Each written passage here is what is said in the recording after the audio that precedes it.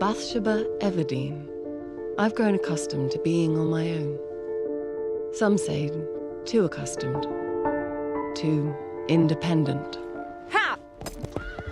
This is a different kind of female character.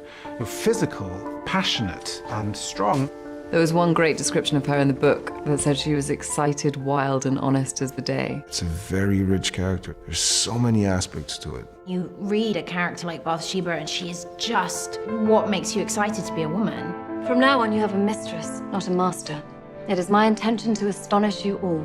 I want my Bathsheba to be this liberated, strong woman ahead of her time. I think we had an image of a prairie woman, someone who could ride a horse and could hunt and who was incredibly able. She steps into a man's world and takes no orders from anyone. How much? £5 a quarter. Very well. She is strong and she is unconventional, and she does get involved in situations where another woman of the same period probably wouldn't. Absolutely, get a lend a hand! You don't think I would? No, you wouldn't.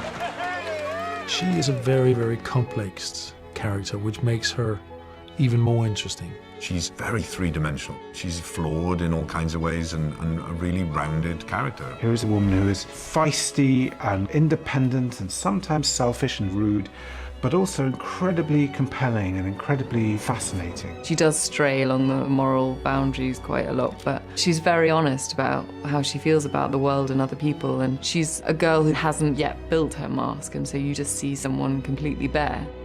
It is difficult for a woman to define her feelings in a language chiefly made by men to express theirs.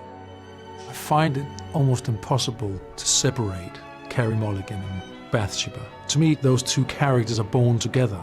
The amount of pressure is enormous, the work that she has to do and the time she has to spend, but she does it with such kind of grace and skill. She's a really exciting actress and she's clearly passionate about this story and about this character. It's a hard one to tackle, and I think it's an enormous challenge for any actress. But she's doing a brilliant job. Mr. Oak, I don't want a husband. If I ever were to marry, I'd want somebody to tame me, and you'd never be able to do it. I think you can make a legitimate argument that she is one of the first truly modern heroines in great period literature. A woman who knows her mind, a woman who refuses to be tamed. The way that Hardy talks about her is just so brilliant, and there's descriptions saying that she was a caged leopard, and just to get to play a woman that, you know, at some point resembles a caged leopard is kind of a rare thing for an actress, but to have that to work on and play with is just amazing.